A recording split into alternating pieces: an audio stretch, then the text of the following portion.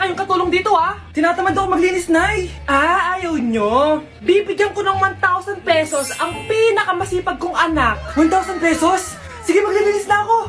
A few moments later. Nay, oh, nagwawalis ako. Nawalis ko na yung buong bahay.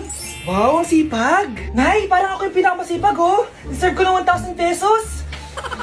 Aba, himala. Ang saya-saya pala maghugas ng plato, Nay. Nag-enjoy ako. Himala, ang sisipag nyo, ah. Oh, Kyle, bakit wala kang ginagawa? Ayaw mo ba ng 1,000 pesos? Nay, ako po ang pinakamasipag sa kanila. Ha?